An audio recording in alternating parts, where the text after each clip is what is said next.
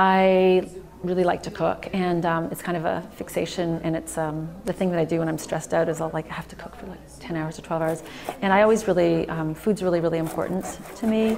I think about it in relation to sustenance and in relation to need. I think about it in relation to politics and how food gets circulated and how we think about food as a society, what's sustainable and what's not sustainable.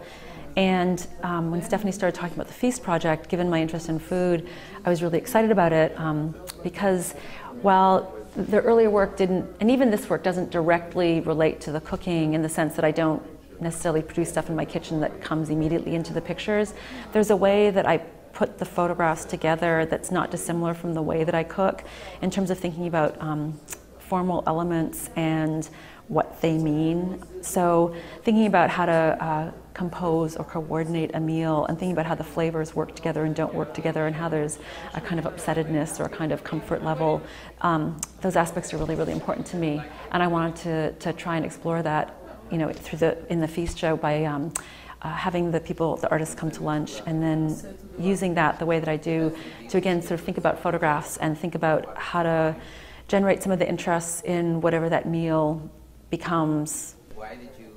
My son teased me a couple years ago. He said, "You just want to cook because you just want people to like what you make." And I'm like, well, it doesn't seem like it's a bad thing. It's good when people like what you make.